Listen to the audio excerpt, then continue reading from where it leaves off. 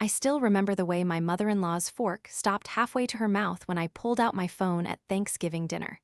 She had just finished announcing to 43 people that my 11-year-old daughter had been diagnosed with ADHD. She wanted everyone to know. She wanted to embarrass me. She wanted to prove I was the bad mother she'd always told everyone I was. I didn't cry. I didn't raise my voice. I calmly stood up, pulled out my phone, and read the family group chat where they had plotted the whole thing. I said, "Before anyone speaks, let me show you what was really planned for today." My father-in-law's lawyer dropped everything. Literally. His briefcase hit the floor and documents scattered across the hardwood. That sound is what I remember most clearly. That, and the way my mother-in-law's face changed when she realized what I was holding. Let me tell you how we got here, because this didn't start at Thanksgiving dinner. This started 23 years ago when I married into the Cunningham family, and it became very clear very quickly that I would never be good enough. My husband Daniel was their golden child. Yale Law, partner track at his father's firm by 28. And me? I was the girl from Sacramento who went to community college first because that's what we could afford. I finished at UC Davis. I got my degree. I got a good job, but to the Cunninghams, I would always be the girl who married up. Daniel's mother, Patricia, made it clear from the beginning. At our engagement party, she pulled me aside and told me she hoped I understood what I was getting into. "The Cunningham name means something in this city," she said. "We have standards." She smiled when she said it, but her eyes didn't move. 6 months later, at the wedding, she told my mother that she was sure I would grow into the role eventually. My mother didn't tell me that until years later, but I saw it in how Patricia looked at me during the reception. Like I was a project she hadn't asked for. When I got pregnant with Emma 3 years into the marriage, Patricia told me I should consider staying home. "Daniel's mother never worked," she said. "Family comes first."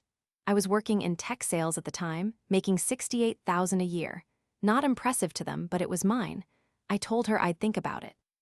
What I actually did was call my manager the next day and ask what it would take to move into enterprise accounts. Bigger contracts, bigger commission. I wasn't quitting, I was doubling down. They tested me constantly. When Emma was 2, Patricia showed up at our house unannounced and found me on a work call in the nursery while Emma napped. "I never had to choose between my child and a paycheck," she said after I hung up. I didn't tell her that I'd just closed a $90,000 contract. I just smiled and offered her coffee. When Emma was 4, Daniel's father Richard asked me at a family dinner what I actually did all day. "Tech sales," I said. He waved his hand. "So you answer phones?" I let it go. I had closed $140,000 in contracts that quarter. They didn't need to know. The thing about being underestimated is that you can choose what to do with it. You can fight every battle and exhaust yourself proving your worth to people who will never see it. Or you can let them believe what they want while you build something they can't touch. I chose the second option. When Emma started kindergarten, Patricia told me I should volunteer more at the school. "The other mothers do," she said. "You should make connections." What she meant was that I should act more like them, more like her. I smiled and said I'd try. Then I took on 2 more enterprise accounts and started working weekends. By the time Emma was 7, I was consistently closing over $300,000 a year in contracts. My base salary was $95,000. My commission put me well over $200,000 total. The Cunninghams still asked Daniel if we needed help with bills. When Emma turned 9, I made a decision. I left the company I'd been with for 8 years and started my own consulting firm. Tech sales strategy, contract negotiation. I took 3 of my biggest clients with me. My first year, I cleared $420,000 in revenue. My second year, $680,000. The Cunninghams had no idea. Daniel knew, of course, but he understood why I kept it quiet. "They'll find a way to make it about them," he said, "or they'll say you're neglecting Emma." He wasn't wrong. Patricia had already made comments about how often Emma stayed late at after-school care. "In my day, mothers picked up their children themselves," she'd said. "Emma was in aftercare twice a week for an hour. She loved it, but Patricia didn't care about that." If you have ever been counted out by someone who should have known better, you know exactly what that silence feels like. It's not pleasant, but it's useful. Every time Patricia made a comment about my parenting or my priorities, I didn't argue. I just went home and worked harder. When Richard asked me at Christmas dinner if I'd ever considered contributing more financially to our household, I smiled and changed the subject. I had just signed a contract worth $1.2 million over 2 years. Our household didn't need contributions, but they didn't need to know that either. Then Emma started having trouble focusing in fourth grade. She was bright, always had been, but she couldn't sit still. Homework took hours. She forgot assignments. Her teacher called me in October of last year and said gently that we might want to have her evaluated. I made the appointment that week. By December, we had the diagnosis. ADHD combined type. The doctor was kind. She said it was common, very treatable, nothing to be ashamed of. Emma started medication in January. By March, she was thriving, grades up, confidence up. She joined the robotics club. She made new friends. It was the best decision we ever made for her. I didn't tell the Cunninghams, not because I was ashamed, but because I knew exactly what they would do with that information. Patricia had opinions about everything, especially about parenting. She'd already told me Emma watched too much television, that she needed more structure, that I let her quit piano too easily. An ADHD diagnosis would become ammunition, proof that I'd failed somehow, proof that their son had married the wrong woman and now their grandchild was paying the price. So I kept it private. Daniel agreed. "It's none of their business," he said. "Emma's doing great, that's what matters." But someone told them, I still don't know who. Maybe Emma mentioned her medication to one of Daniel's cousins. Maybe someone at the school said something to someone who knew someone. However it happened, Patricia found out in early November. And instead of calling me, instead of asking if Emma was okay, she decided to make it a spectacle. I need to back up and tell you what I'd been building while all of this was happening, because it matters to what came next. In March of last year, right when Emma started her medication, I signed my biggest client yet. A tech company in San Francisco needed a complete overhaul of their enterprise sales strategy. The contract was worth $800,000 over 18 months. It was the kind of project that would establish my firm as a serious player. I hired 2 subcontractors. I brought on a part-time administrative assistant. I rented office space in a shared workspace downtown. The Cunninghams knew I worked. They assumed I was still doing the same thing I'd always done. Answering phones, in Richard's words. By November of last year, my firm had cleared over $1.6 million in revenue since I'd started it. After expenses and contractor payments, I was personally taking home around $700,000 a year. We'd paid off our mortgage in September. Daniel and I had started looking at investment properties. We'd opened a college fund for Emma that would cover 4 years at any school she wanted, housing included. We were, by any measure, doing extremely well. The Cunninghams still gave us gift cards to Target for Christmas. I kept my business quiet for a lot of reasons. Privacy was part of it, but strategy was the bigger part. The Cunninghams were old money, San Francisco old money, the kind that came from Richard's grandfather's real estate holdings and got passed down through generations. They valued legacy. They valued discretion. They did not value women who made their own money, especially not women who outearned their sons. Daniel made $250,000 a year as a partner at his father's firm. It was good money, respectable money, but I was making nearly 3 times that, and I'd done it in 3 years without a law degree or a family name. If they knew, it would shift something fundamental in how they saw me. And I wasn't ready for that shift, not yet. There were close calls. In August, Patricia came to our house for Emma's birthday party and saw my laptop open on the kitchen counter. I had a proposal up on the screen. $750,000 for a 9-month contract. Patricia leaned over to look and I closed the laptop smoothly, naturally, like I was just making space on the counter. "Work can wait," I said. "It's Emma's day." Patricia smiled that smile that didn't reach her eyes. "You work so hard," she said. "I hope they appreciate you." I thanked her and brought out the cake. That night I finished the proposal and sent it. The client signed 2 days later. In September, Richard asked Daniel at a family dinner how we were managing with Emma's aftercare costs. "Those programs add up," he said. "If you need help, we're happy to contribute." Daniel handled it perfectly. "We're good, Dad," he said, "but thank you." Richard looked at me. "You're still doing tech sales?" he asked. I nodded. "Still answering those phones," I said. I smiled when I said it. He laughed. He thought I was being self-deprecating. I was being truthful. I did still answer phones. They were just calls from CEOs now, not customer service. But Richard didn't need to know that. After dinner, I went home and reviewed the financials for my firm. We'd cleared $230,000 that quarter. I called my accountant the next morning. "Open another business savings account," I said. "I want the quarterly taxes separated out clearly." By October, I had hired a lawyer, not for anything specific, just to have one. Her name was Patricia Reyes, and she specialized in business law and family law, which felt appropriate given my situation. I told her I wanted to make sure all my business assets were properly protected. Protected from what? She asked. I said I wasn't sure yet, but I wanted to be prepared. She drew up operating agreements for my firm, filed the appropriate corporate structure paperwork, and set up a trust for Emma's college fund that only Daniel and I could access. You're being smart, she said. A lot of people wait until there's a crisis. I told her I'd learned early that it's better to build the fence before the wolves show up. The second close call came in late October. Patricia called me on a Tuesday afternoon and asked if I wanted to have lunch. Just the two of us. This was unusual. Patricia didn't do casual lunches with me. We had family dinners. We had holidays. We had Emma's school events. But one-on-one time. That hadn't happened since the wedding planning, and even then it had been tense. I said yes anyway. We met at a restaurant near her house in Pacific Heights. She ordered a salad. I ordered the salmon. She asked me how Emma was doing. I said Emma was great. She asked if Emma was still struggling in school. I said Emma was actually doing much better. Patricia smiled. I'm glad to hear it, she said. Richard and I were worried. Then she paused. She took a sip of her water. She said, you know, if you ever need help with anything, we're here. Medical bills, specialists, whatever Emma needs.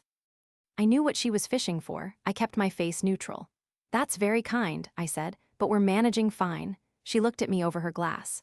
Are you sure? She asked. I know specialists can be expensive, and with your job situation. She trailed off, letting the implication hang. I smiled. My job situation is actually going really well, I said, but thank you for thinking of us. I changed the subject to Emma's robotics club. Patricia let it drop, but I saw the look in her eyes. She knew something, or she thought she did. I called Patricia Reyes that night. I need you to review every business document I have, I said. Operating agreement, client contracts, banking, everything. I need to know it's airtight. She asked if something had happened. I told her no, not yet, but I had a feeling something was coming. Trust your gut, she said, and send me everything by Friday. The third close call was the one that told me I was right. It was mid-November, 2 weeks before Thanksgiving. Daniel came home from work and he looked exhausted. I asked him what was wrong. He sat down at the kitchen table and rubbed his face. My mom called me today, he said. She wanted to know if we needed money. I waited. He continued. She said she knows things have been tight. She said she knows Emma's been having issues and that those things cost money. She offered to set up a trust for Emma's medical expenses. I felt something cold settle in my stomach. What did you tell her? I asked. Daniel looked at me. I told her we didn't need it. I told her we were fine. She didn't believe me. He paused. She said she's worried about you, about the pressure you're under. She said she wants to help. I asked him what he thought was really happening. He said he didn't know, but it felt like she was looking for something. She's been asking a lot of questions, he said. About work, about finances, about Emma. It's like she's building a case. That's when I knew Patricia wasn't just nosy. She was planning something, and whatever it was, it involved Emma. I called my lawyer again. I need to know my options, I said. If someone tries to use my child's medical diagnosis against me, what can I do? Patricia Reyes was quiet for a moment. Then she said, tell me everything. If you're still with me, stay, because what I did next is the reason I am telling you this story. I spent the next week preparing. I didn't know exactly what the Cunninghams were planning, but I knew it would be public. They didn't do private confrontations. They did family dinners. They did holiday gatherings. They did moments where everyone could see and judge and take sides, so I prepared for a public response. I gathered documentation. Every contract I'd signed in the past 3 years, every bank statement showing my business revenue, every payment I'd made on our mortgage, our cars, Emma's college fund. I compiled it into a folder on my phone. I didn't tell Daniel, not because I didn't trust him, but because I knew he'd try to protect me by confronting his parents early, and I didn't want that. I wanted them to make the first move. I wanted everyone to see it. I also joined the family group chat. This was the Cunningham family text thread, usually used for coordinating holidays and sharing photos of grandchildren. I'd been on it for years, but rarely posted.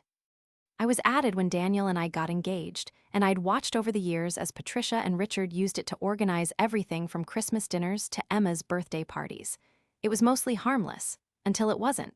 On November 18th, 1 week before Thanksgiving, Patricia posted in the group chat, "Looking forward to seeing everyone next Thursday. I've asked everyone to arrive by 2 o'clock. We have some family matters to discuss before dinner."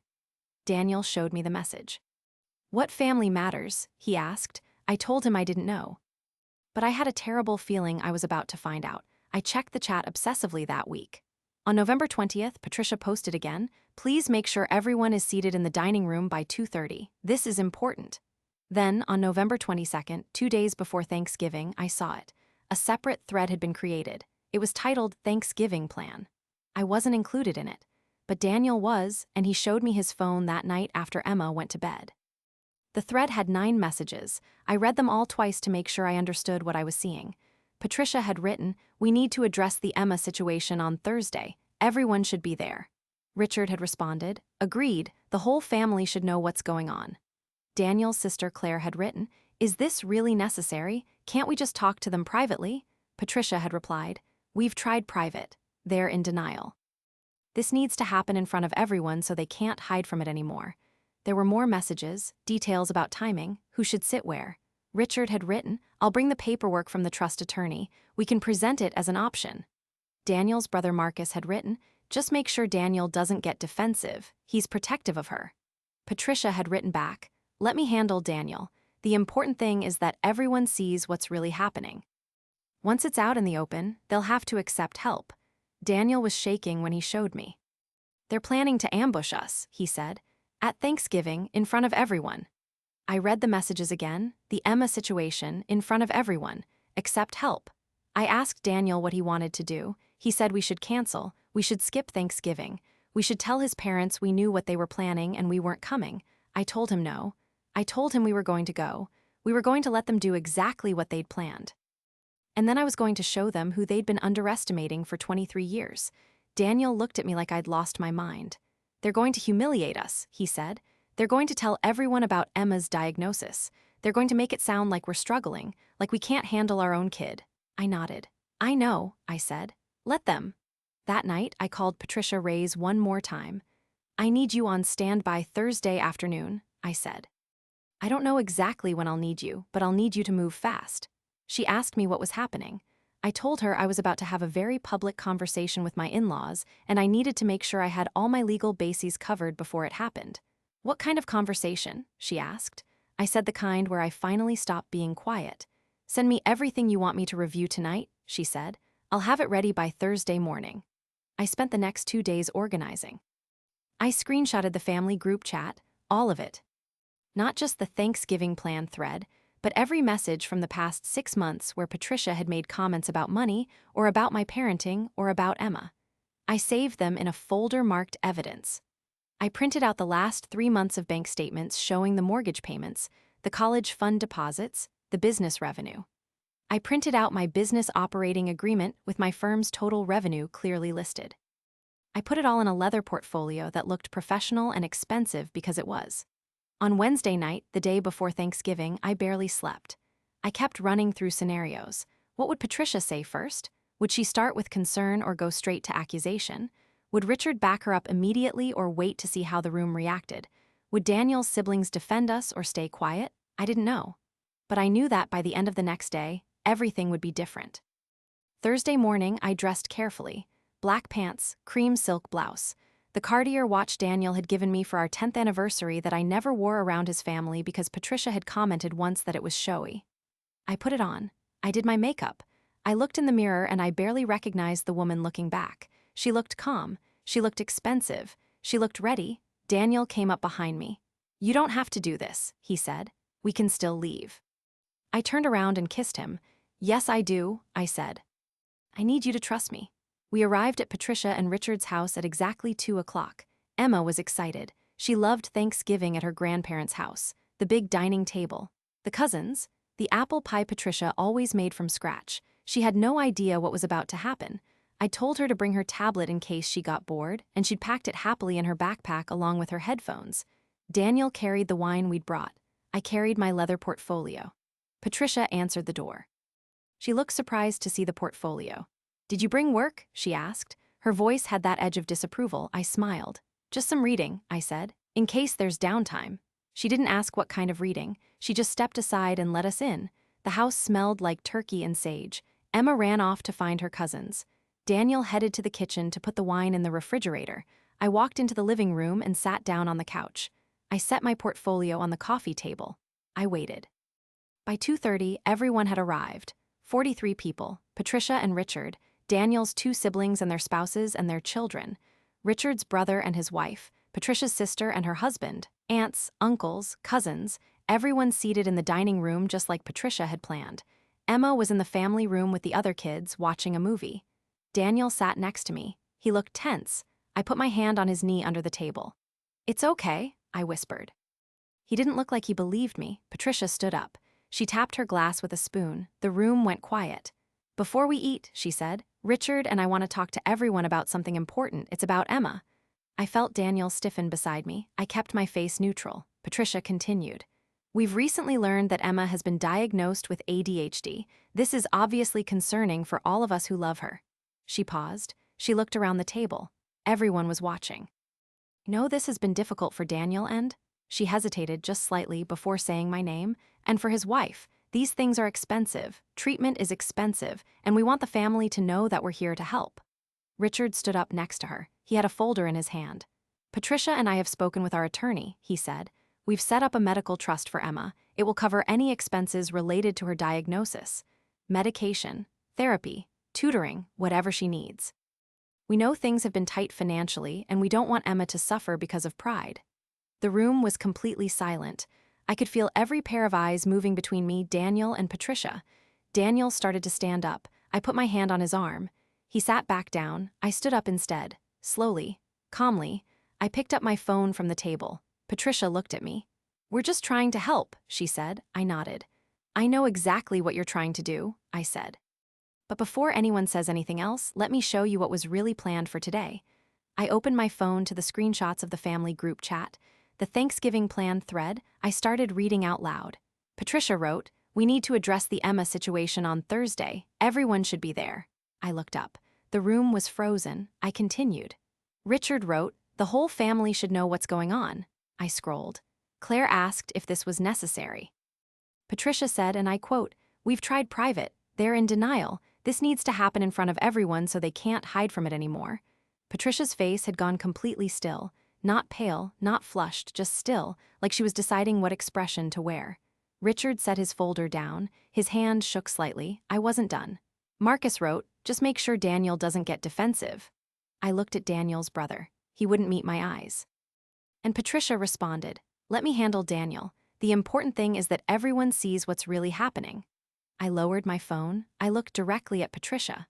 "So let me make sure I understand," I said. "You found out about my daughter's private medical diagnosis. You didn't call me to ask how she was doing. You didn't call to offer support. You planned a public intervention at Thanksgiving dinner in front of 43 people. You coordinated it. You assigned roles. You brought legal paperwork. And you did all of this because you assumed we were too poor and too proud to handle our own child's medical care." Patricia opened her mouth. Nothing came out. I wasn't finished. I reached for my leather portfolio. I opened it. "Since we're having a public conversation about finances," I said, "let me share some information with everyone." I pulled out the first document. "This is the operating agreement for my consulting firm. I started it 3 years ago. My firm specializes in enterprise sales strategy for tech companies." I held it up so people could see. The number at the bottom of the page was clear. Revenue to date, $3.4 million. Someone gasped. I didn't look to see who. I pulled out the next document. "These are my business bank statements for the past 6 months. After expenses and contractor payments, my personal income last year was $704,000. I set it on the table. I pulled out another document. "This is our mortgage statement, paid in full as of September." Another document. "This is Emma's college fund. Current balance, $437,000. Enough for 4 years at any university in the country, plus housing and expenses." The room had gone from silent to something beyond silent. It was the kind of quiet where you can hear people breathing. I looked at Richard. "So when you say things have been tight financially," I said, "I'm not sure what you're basing that on. Is it because I drive a Honda instead of a Mercedes? Because I shop at Target? Because I don't wear designer clothes to family dinners?" I paused. "Or is it because you've spent 23 years assuming I was the same struggling girl from Sacramento who didn't belong in your family?" Richard's lawyer had indeed dropped everything. His briefcase hit the floor with a crack. Papers scattered across the hardwood. No one moved to pick them up. I looked at Patricia. Her face had finally changed. She looked like she was trying to solve a math problem that didn't make sense. "You make $700,000, she said. It wasn't a question. It was like she was testing the words to see if they were real. "Last year, yes," I said. "This year I'm on track for about 860,000. I let that sit for a moment. Then I continued. "And Emma's diagnosis? She's been in treatment since January. She's on medication that costs $83 a month, which our insurance covers completely. She sees a therapist twice a month, $150 per session. We pay out of pocket because we like the therapist and she's out of network. That's $300 a month, $3,600 a year, which represents approximately 0.4% of my annual income." I looked around the table. Daniel's sister Claire had tears in her eyes. I wasn't sure if they were tears of embarrassment or relief or something else. Daniel's brother Marcus was staring at the table. Richard's brother was looking at Richard like he was seeing him for the first time. Patricia's sister had her hand over her mouth. I turned back to Patricia.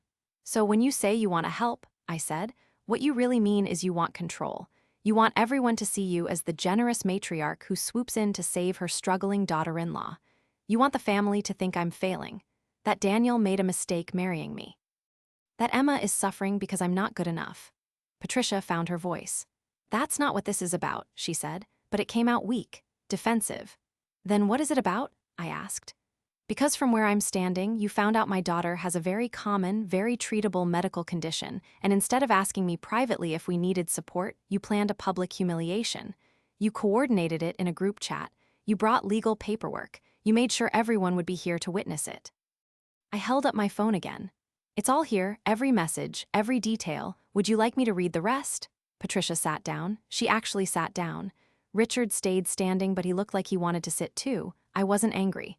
That was the strange part. I thought I would be angry, but I just felt calm, clear, like I'd been holding my breath for 23 years and I could finally exhale. "Here's what's going to happen," I said. "We're going to eat Thanksgiving dinner. We're going to be polite. Emma is going to have a nice time with her cousins because she's 11 years old and she deserves a nice Thanksgiving. And then Daniel and I are going to go home. And after that, the next time you want to discuss my finances, my parenting, or my daughter's medical information, you're going to call me directly, in private, like adults, and I'm going to decide whether or not to share that information with you, because it's mine to share, not yours." I closed my portfolio. I sat down. Daniel was staring at me. Everyone was staring at me. Patricia looked at Richard. Richard looked at the papers on the floor. No one spoke. Finally, Daniel's sister Claire stood up. She walked over to me. She hugged me. "I'm sorry," she whispered. "I should have said something in the chat. I should have called you." I hugged her back. "It's okay," I said, and I meant it. Dinner was awkward. People didn't know where to look or what to say. Emma came in from the family room at 3:15 and asked when we were eating. Patricia said we'd start serving now. Emma sat down between me and Daniel and started talking about the movie she'd been watching with her cousins. She was completely oblivious to what had just happened.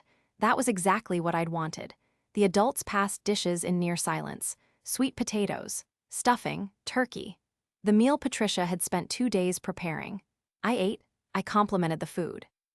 I asked Richard's brother about his recent trip to Portugal. I kept everything normal for Emma's sake. Daniel barely touched his plate. His hand found mine under the table and held on like I might disappear.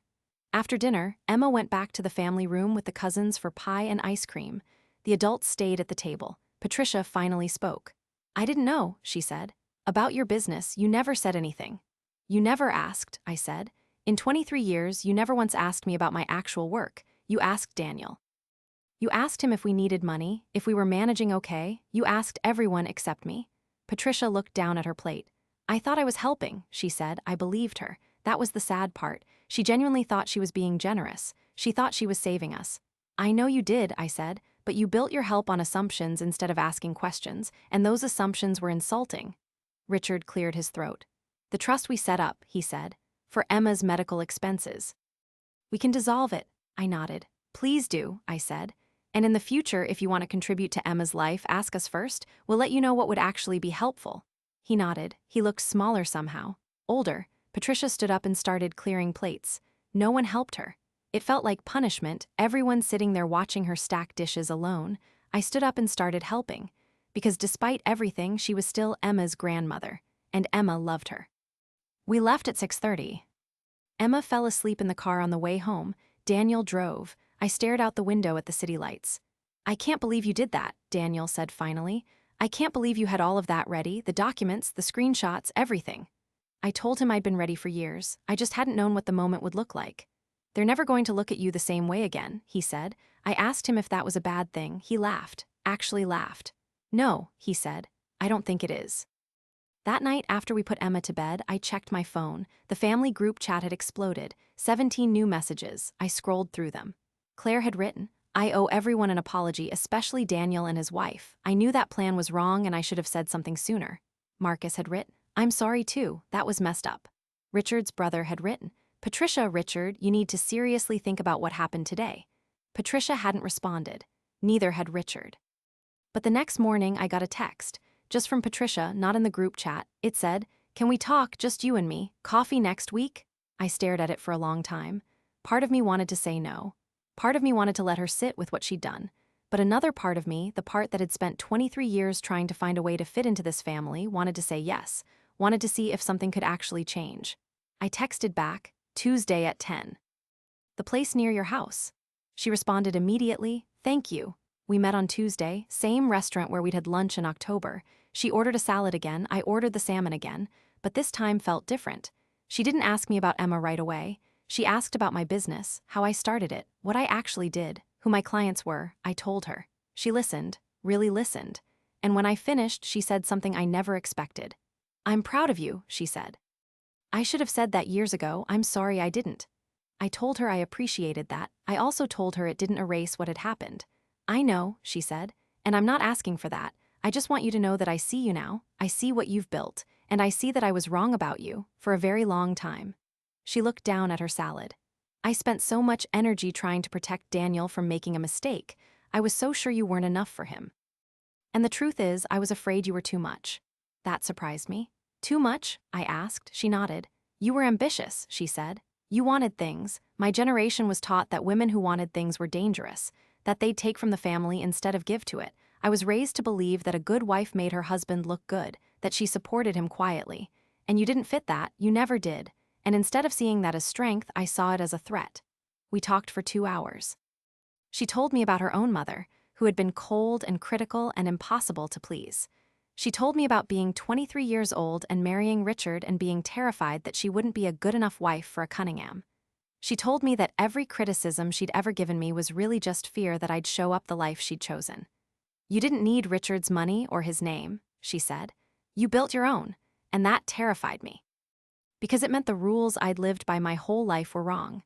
I didn't forgive her that day. Forgiveness isn't something you decide in a single conversation, but I understood her better, and understanding felt like the beginning of something. When we left the restaurant, she hugged me. A real hug. Not the stiff, formal hugs we'd exchanged at family events for 2 decades. "I want to do better," she said. "Will you let me try?" I told her I would. "But if you ever ambush me at a family dinner again," I said, "I have a lot more documents where those came from." She laughed. It sounded genuine. The family dynamic shifted after that, not overnight, but gradually. Claire started calling me directly instead of coordinating everything through Daniel. Marcus asked me for business advice when his wife wanted to start freelancing. Richard's brother invited us to his house for dinner and spent the whole evening asking me about my firm. Even Richard himself started treating me differently. At Christmas, 3 weeks after Thanksgiving, he pulled me aside and said, "I underestimated you. I'm sorry for that." I thanked him. I also thought about all the years of snide comments and condescending questions, and I didn't let it go completely. But I filed it away under progress. Emma never knew what happened that Thanksgiving. We told her grandma and grandpa had some grown-up conversations that got a little intense, but everything was okay now. She accepted that the way kids do. She was more interested in telling us about the robotics competition her team had coming up in January. Her medication was working beautifully. Her grades were excellent. She was happy. That's what mattered. That's what had always mattered. My business kept growing. By the end of that year, I'd cleared over $2.1 million in revenue. I hired 2 more contractors and a full-time operations manager. I moved into a larger office space. I started getting calls from companies I'd only dreamed of working with 3 years ago. The success felt good, but it felt better knowing that I'd built it quietly, patiently, without needing anyone's permission or approval. And when I finally revealed it, it was on my terms, in my time, with my documentation ready. Some people in my family still think I went too far. Patricia's sister told Claire I was unnecessarily harsh at Thanksgiving dinner. Richard's brother's wife said I could have handled it more privately, and maybe they're right. Maybe I could have pulled Patricia aside and shown her the documents quietly. Maybe I could have avoided the public confrontation. But here's the thing, they'd planned a public humiliation. They'd coordinated it. They'd made sure everyone would be there to witness what they thought was my failure, so I gave them a public revelation instead. I showed them exactly who they'd been underestimating. And I did it in front of everyone they'd invited to watch me crumble. Would I do it differently if I could go back? I've thought about that a lot, and honestly, I don't think I would. Because that moment, standing in Patricia's dining room with my portfolio open and my phone in my hand, reading their messages back to them, was the moment I stopped being quiet. It was the moment I stopped letting them define who I was. And yes, it was harsh. Yes, it was confrontational. But it was also true, every word, every number, every document. And after 23 years of being dismissed and patronized and assumed to be less than I was, the truth felt like the only appropriate response. Daniel and I celebrated our 25th anniversary last month. We took Emma to Paris. It was her first time in Europe. Mine too, actually. Patricia asked if she could take Emma shopping before the trip to get proper travel clothes. I said yes. She took Emma to Nordstrom and bought her a beautiful coat and 3 outfits, and didn't say a single word about cost or practicality. She just wanted Emma to have nice things. That felt like growth, real growth. On the last night in Paris, Daniel and I had dinner alone while Emma stayed back at the hotel watching French television and video chatting with her cousins. We sat at a small restaurant in the Marais and Daniel ordered wine, and I looked at this man I'd married when I was 22 years old, this man whose family had spent 2 decades making me feel like I didn't belong, and I felt grateful. Not for the struggle, but for the fact that we'd come through it together. Do you regret any of it? He asked me. I knew what he meant. The years of staying quiet, the build-up, the revelation. No, I said. Do you? He shook his head. I just wish I'd stood up for you sooner, he said. I should have shut them down years ago. I told him it wasn't his job to fix his parents. It was his job to be my partner, and he'd done that. When I needed him to trust me at Thanksgiving, he'd trusted me. When I needed him to let me handle it my way, he'd stepped back. That was enough. Besides, I said, if you'd fought every battle for me, I never would have built what I built. I needed the doubt. I needed the dismissal. It made me sharper. He smiled. You're terrifying, he said. I mean that as a compliment. I raised my glass. Good, I said, because I am never being underestimated again. That trip was supposed to be the end of the story, the victory lap. We came home in early February, jet-lagged and happy, and I thought we'd finally reached equilibrium. Patricia was trying. Richard was respectful. The family had accepted that I wasn't the struggling girl they'd imagined for 2 decades. Emma was thriving in 6th grade. My business had just signed a contract worth $1.9 million over 3 years. Everything felt settled. Then March happened. Emma came home from school on a Tuesday and said her friend Madison's mom had asked her a weird question at pickup. She wanted to know if I took special medicine, Emma said. She was standing in the kitchen eating apple slices, completely casual. My stomach dropped. What did you tell her? I asked, keeping my voice light. Emma shrugged.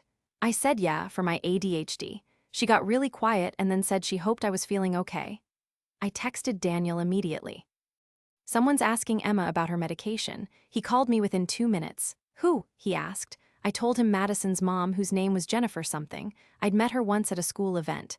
Daniel was quiet for a moment. That's Jennifer Clark, he said. Her husband works with my dad. The cold feeling in my stomach spread. Why would she be asking Emma about ADHD medication? I said. Daniel's voice got tight. I don't know, but I'm going to find out. He called Richard that night. I could hear his side of the conversation from the living room.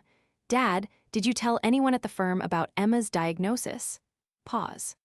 Why would Jennifer Clark be asking Emma about her medication? Longer pause. No, I don't think it's innocent. I think someone is talking about my daughter's private medical information. His voice got harder. I need to know if it came from you. Richard swore he hadn't said anything. Daniel believed him, but I didn't. Not completely. Someone had told someone. And in the 2 weeks that followed, it became clear that Emma's diagnosis was making the rounds in their social circle. Another parent at school asked me if we'd considered natural alternatives to medication. A woman at the grocery store who knew Patricia stopped me in the produce section and said she'd heard Emma was having trouble focusing, and did I know about this great tutor she'd used for her nephew. Emma's robotics coach pulled me aside after practice and asked very carefully if there was anything he should know about Emma's situation. I documented every single interaction. Date, time, what was said, who said it. By the end of March, I had 11 separate instances of people who should not have known about Emma's diagnosis asking me about it. 11. Daniel was furious. I was beyond furious. I was in planning mode. I called Patricia Reyes on March 28th. I need to know my legal options, I said. Someone in my husband's family is sharing my daughter's private medical information. It's spreading through their social network. I want it stopped. She asked me to send her everything I documented. I did. She called me back 3 hours later. This could be a HIPAA violation depending on who's sharing and how they got the information, she said. But more importantly, it's harassment. And if it's affecting Emma, we have grounds for a cease and desist at minimum. Emma hadn't said anything about it affecting her, but I knew it was. She'd started asking me questions. Why did Mrs. Clark want to know about her medicine? Why did that lady at the store know she had ADHD? Was something wrong with having ADHD? I told her no, nothing was wrong. Some adults just didn't understand privacy, but I could see her processing it. She was 11, old enough to know when people were talking about her, old enough to feel uncomfortable about it. On April 2nd, Daniel came home from work and his face told me something bad had happened. My mom called me today, he said. He sat down heavily on the couch. She wanted to know if we'd be coming to Easter dinner on the 14th. I waited. She said she'd invited some people from their church, including a woman who runs a support group for parents of children with learning disabilities. He looked at me. She wants to introduce you to her, at Easter dinner, in front of everyone. I felt something crack open inside my chest, not sadness, not even anger, just absolute clarity. She's doing it again, I said. Daniel nodded. She swears it's different this time. She says she's trying to help. She says this woman has great resources and she thought you'd want to meet her. His voice was hollow. I told her no. I told her we weren't coming. She cried. She said she was just trying to be supportive. I looked at him. Do you believe her? I asked. He was quiet for a long time. I want to, he said finally, but I don't think I do. I made a decision right then. I opened my laptop. I pulled up the email I'd had sitting in my drafts folder since November. The one I'd written after Thanksgiving and never sent. It was addressed to Patricia and Richard with Daniel copied. The subject line said, "Boundaries and Consequences." I'd written it in a moment of anger after that first confrontation, thinking I might need it someday if they pushed again. I'd never imagined I'd actually send it. I updated it. I added the 11 documented instances of people asking about Emma's diagnosis. I added the conversation with Jennifer Clark. I added Patricia's invitation to Easter dinner with the support group leader. I wrote a final paragraph that said, "This ends now. If my daughter's medical information is discussed with anyone outside our immediate family again, by anyone in your family or social circle, I will pursue legal action. This is not a threat. This is a boundary. I will protect my child." I showed it to Daniel. He read it twice. "If you send this, there's no going back," he said. "Easter dinner is off. Probably every family event for a while. My mom is going to lose it." I looked at him. "I know," I said, "but what's the alternative? We show up on the 14th and she parades me in front of her church friends like I'm a charity case. We let Emma keep getting asked about her medication by strangers." He closed his eyes. "Send it," he said. I sent it at 9:47 that night. Patricia called Daniel at 9:53. He didn't answer. She called me at 9:55. I didn't answer. She sent a text at 10:02, "We need to talk about this." I responded, "No, we don't. The email says everything that needs to be said." She called again at 10:15. I turned my phone off. The next morning, I got an email from Richard. It was short, just 3 sentences. "I understand you're upset. We never meant to hurt Emma. Please let us know when you're ready to talk." I didn't respond. Daniel got a longer email from his mother. He showed it to me. It was 6 paragraphs of explaining how she'd only told a few close friends because she wanted advice on how to support us. How she didn't realize it would spread. How the woman from church really did have good resources and she thought I'd appreciate the connection. How she was just trying to be a good grandmother. I read it and I felt nothing. No anger, no sympathy, just exhaustion. "She still doesn't get it," I said to Daniel. "She still thinks this is about her trying to help." He was reading the email again, like he was looking for something that wasn't there. "No," he said quietly, She gets it, she just doesn't want to admit what she's been doing. We didn't go to Easter dinner, we took Emma to the beach instead. She collected shells and didn't ask a single question about why we weren't at Grandma and Grandpa's house. She just seemed happy to be running on the sand with her dad. That night, tucking her into bed, she said, "This was a good Easter." I kissed her forehead. "Yeah," I said, "it really was." Patricia sent another email on April 16th, then another on April 22nd. Then she stopped. Daniel talked to his sister Claire, who told him their mother was devastated and didn't understand why we were being so harsh. Claire said she'd tried to explain it to Patricia, tried to help her see why what she'd done was wrong, but Patricia kept saying she'd only been trying to help. "She genuinely believes that," Claire said to Daniel. "She can't see past her own intentions." May came. Then June, no contact with Patricia or Richard beyond a few strained texts with Daniel about logistics. They sent Emma a birthday gift in late May, a card with $200 in it and a note that said they loved her and missed her. Emma asked why Grandma and Grandpa weren't coming to her birthday party. I told her they had a conflict, but they'd see her soon. She accepted that. Kids are resilient like that. In mid-June, I got a call from an unknown number. I almost didn't answer, but something made me pick up. It was Jennifer Clark, Madison's mom, the one who'd asked Emma about her medication back in March. She sounded nervous. "I owe you an apology," she said. "I want to explain something if you'll let me." I didn't say anything. She continued. "Patricia called me in February. She said Emma had been diagnosed with ADHD and that you were struggling to accept it. She said she was worried about Emma and could I help by talking to you, maybe sharing some resources." She made it sound urgent. Like Emma wasn't getting the help she needed. She paused. "I asked Madison to talk to Emma about it. I thought I was helping. I didn't realize until later that Patricia had lied, that you weren't struggling, that Emma was fine. I'm so sorry." My hand was gripping the phone too hard. "Patricia told you I wasn't accepting Emma's diagnosis?" I kept my voice level. Jennifer made a small sound of distress. "Yes, she said you were in denial, that you wouldn't get Emma proper treatment. She asked me to reach out gently to offer support. She gave me the names of 3 other mothers to call too. We all thought we were staging a kind of intervention." I closed my eyes. "Who else did she give names to?" I asked. Jennifer named them. All 4 women whose children went to school with Emma. All 4 women who'd approached me in March asking careful questions about ADHD treatment. Patricia had orchestrated all of it. She'd called them individually, given them a story.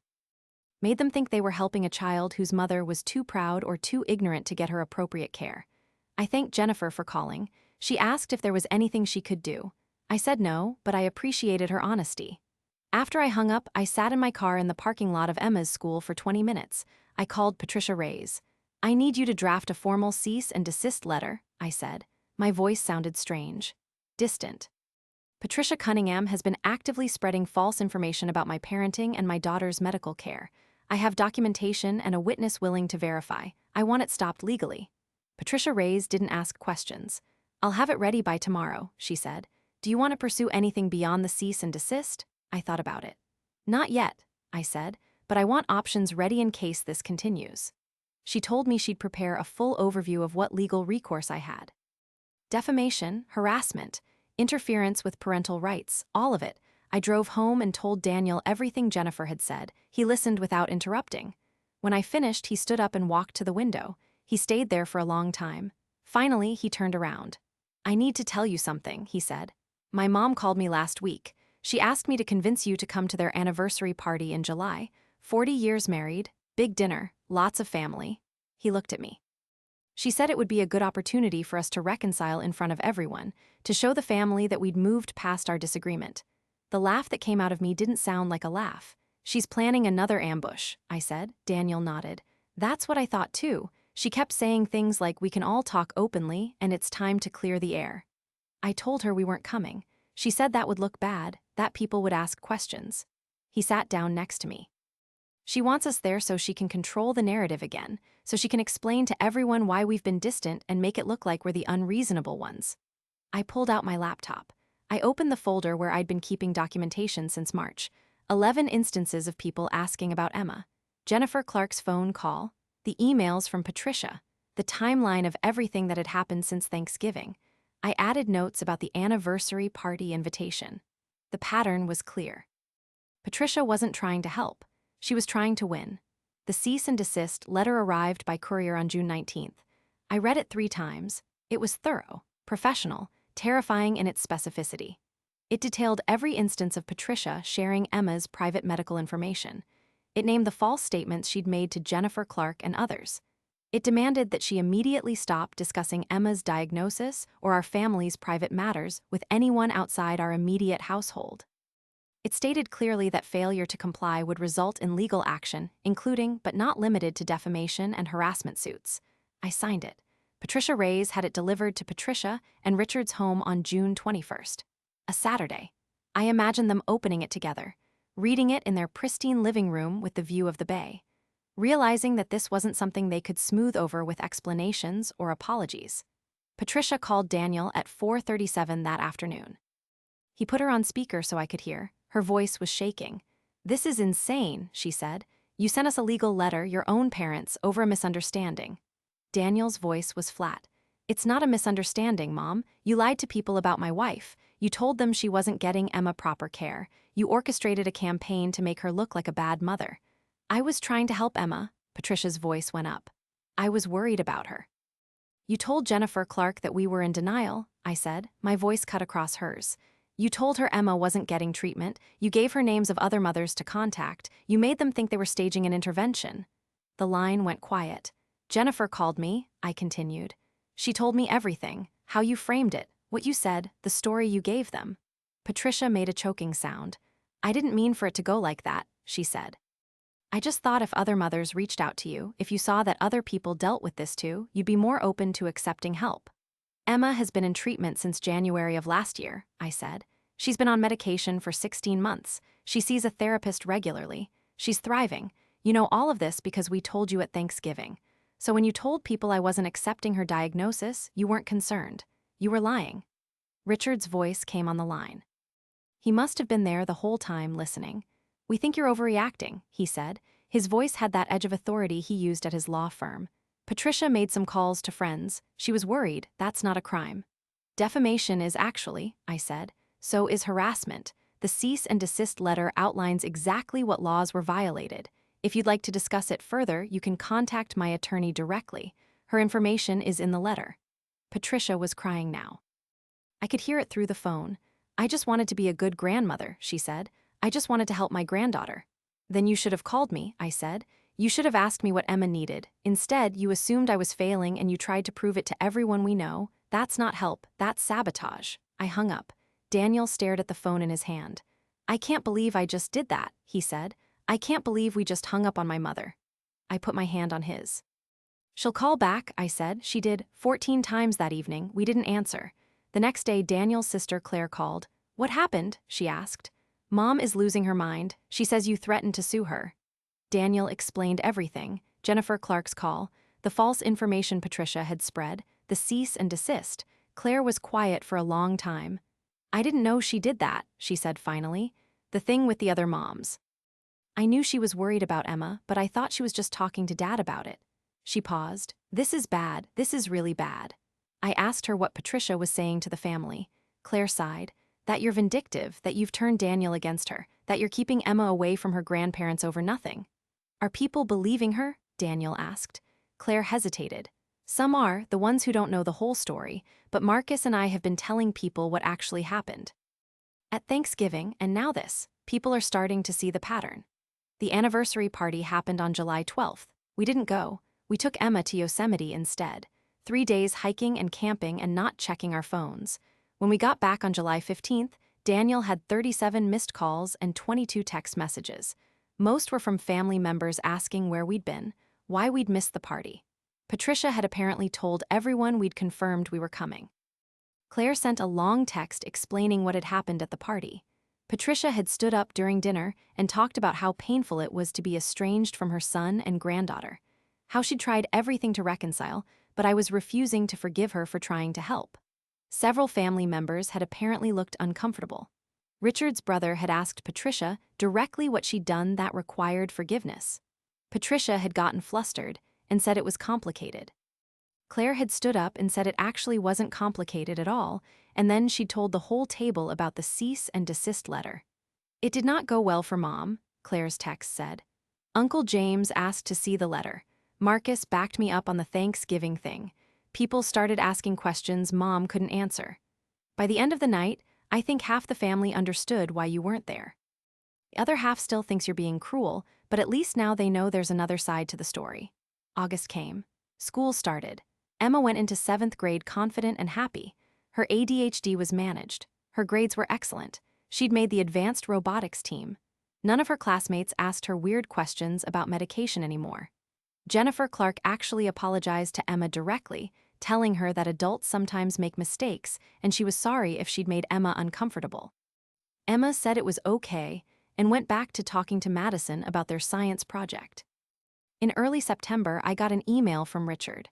No Patricia on the CC line, just Richard, it said. I've spent the summer thinking about everything that's happened. I've read the cease and desist letter multiple times. I've talked to Patricia extensively about her actions. I owe you an apology, we both do.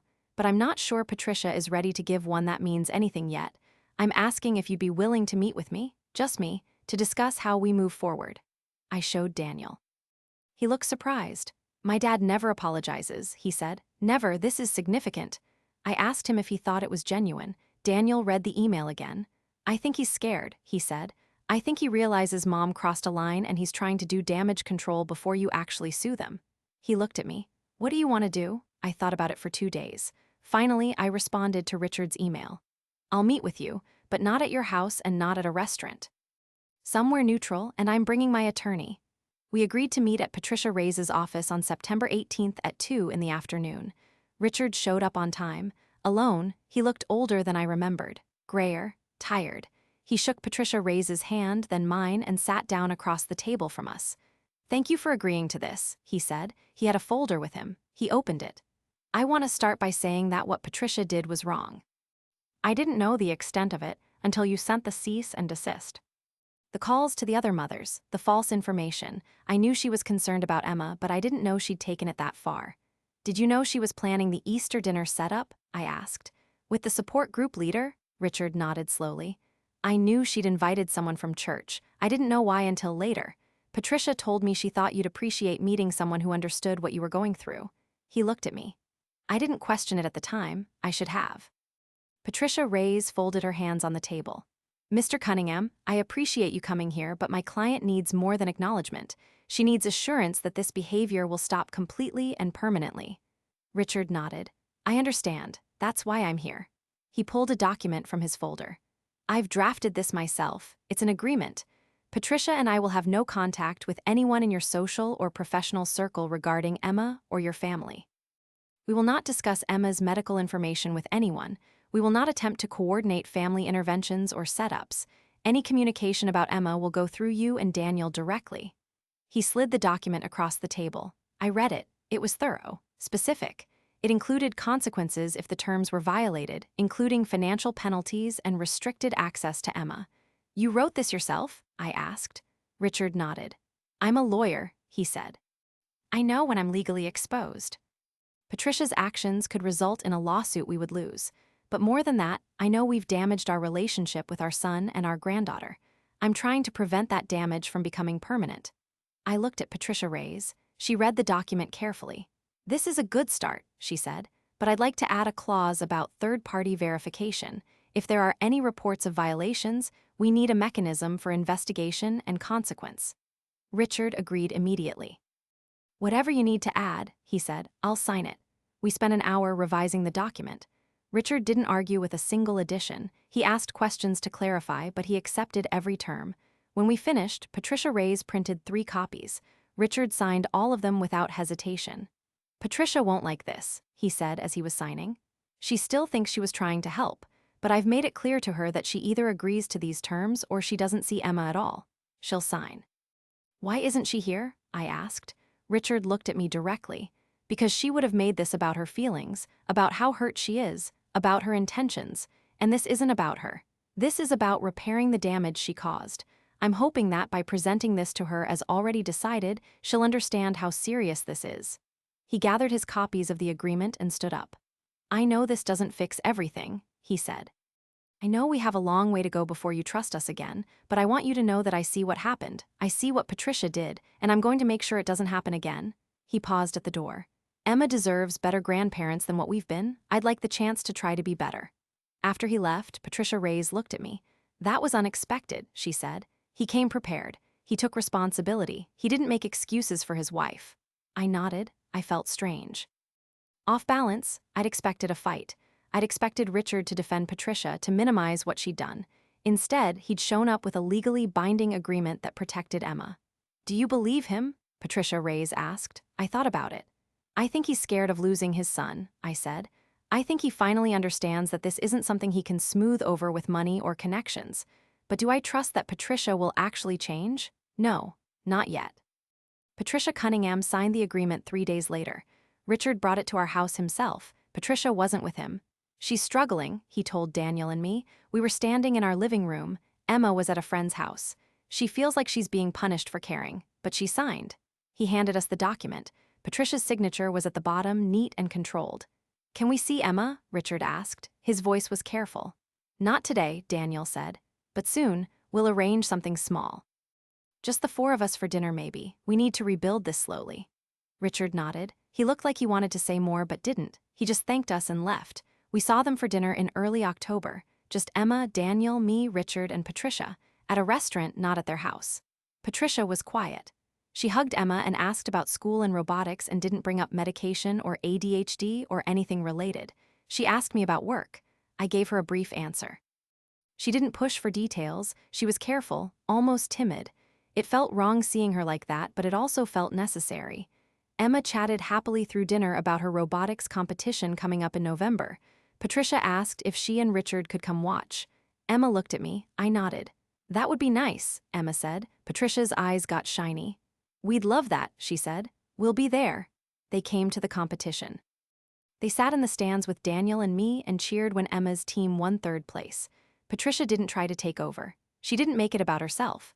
She just clapped and smiled and told Emma she was proud of her. It was the first time in years I'd seen her act like a normal grandmother.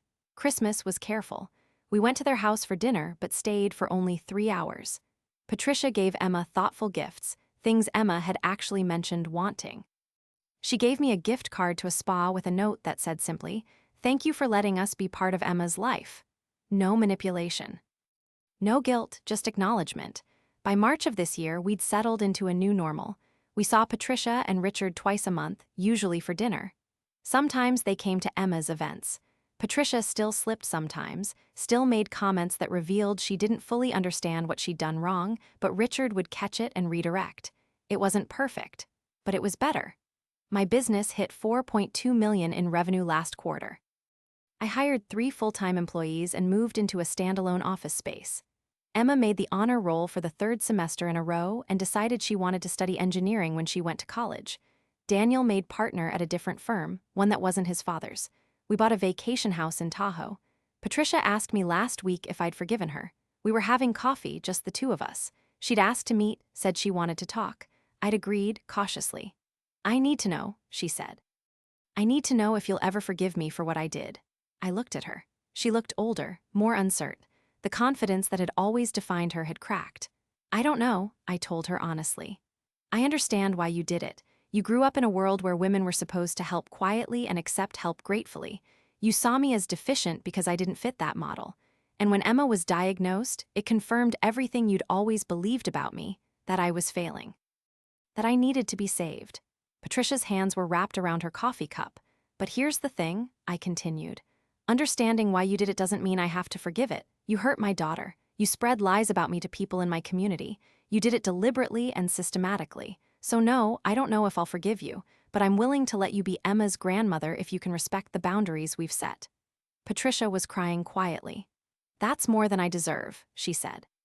I didn't disagree. We finished our coffee. We talked about Emma's upcoming science fair project. We didn't mention forgiveness again. Last month, Emma asked me why Grandma seemed so different now, why she was quieter, less bossy. I thought about how to explain it in a way an almost 13-year-old would understand.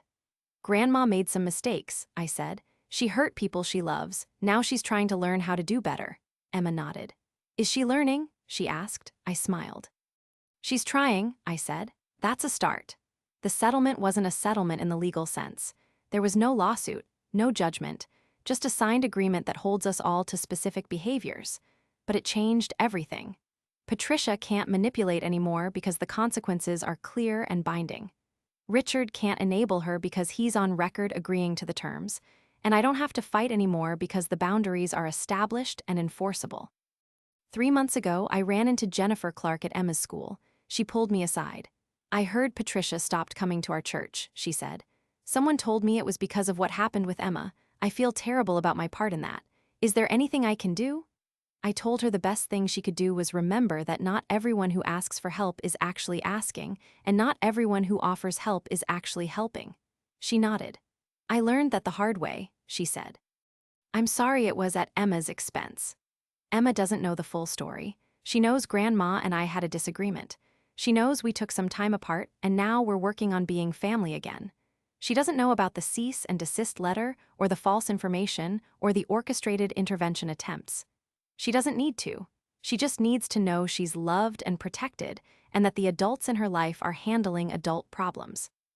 My firm just signed a contract worth $2.4 million. The client is a Fortune 500 company. They chose us over 3 other consulting firms because, in the words of their VP, "You have a reputation for being thorough and uncompromising." I didn't tell her where I learned those particular skills, but I thought about 23 years of being underestimated, 23 years of being dismissed, and how every single one of those moments taught me to document, to prepare, to never let anyone make assumptions about what I could or couldn't do. Daniel and I celebrated our 26th anniversary 2 weeks ago. We went back to Paris. Just the 2 of us. Emma stayed with Claire, who has become more of an ally than I ever expected. On our last night, sitting in the same restaurant in the Marais, Daniel asked me if I ever regretted sending that first email. The one that started everything. I thought about it. "No," I said. "I regret that it was necessary. I regret that your mother made choices that forced me to protect my daughter that way, but I don't regret sending it." Patricia and Richard are polite now, respectful. They ask before they offer help. They don't assume, they don't orchestrate. Are we close? No. Will we ever be? I don't know. But Emma has grandparents who show up for her, who cheer at her robotics competitions, who remember what she's interested in when they buy her gifts. That's more than we had 2 years ago. Some people in the family still think I went too far, that a cease and desist letter was excessive, that Patricia was just being a concerned grandmother. Those people don't know about the 11 instances of strangers asking my daughter about her medication. They don't know about the lies Patricia told to make me look neglectful. They only know Patricia's version, where she tried to help and I overreacted. But the people who matter know the truth. Daniel knows, Claire knows, Marcus knows, Emma is safe and thriving, and that's what I fought for. Everything else is just noise. Last week, Emma told me she wants to be an aerospace engineer. She wants to design spacecraft. She talked about it for 20 minutes over dinner, her eyes bright, her words spilling over each other. Patricia was there. She listened. She asked thoughtful questions. She didn't once suggest that Emma should consider something more realistic, or that engineering was too hard, or that she should have a backup plan. She just listened to her granddaughter dream out loud, and when Emma finished, Patricia said, "You'll be brilliant at that." After dinner, after Emma went upstairs to do homework, Patricia looked at me. "Thank you," she said quietly. I asked her what for. "For giving me another chance," she said, "for not cutting me out of her life completely." I know I don't deserve it. I didn't tell her she was right. I didn't tell her she was wrong. I just nodded, because the truth is complicated. She doesn't deserve it based on her past actions, but she's earning it with her current ones, and that's enough for now. My daughter is happy. My marriage is strong. My business is thriving. I have boundaries that are respected and consequences that are enforced. I don't need Patricia's approval anymore. I don't need her validation. I don't even need her apology, though she's tried to give it several times. What I need is for my daughter to grow up knowing that she is protected, that her privacy matters, that her mother will fight for her when it's necessary. So did I go too far, or not far enough? I protected my child. I set boundaries. I enforced consequences when those boundaries were violated. I used the tools available to me to stop behavior that was harmful. Some people call that vindictive. Some people call that necessary. Tell me in the comments what you think.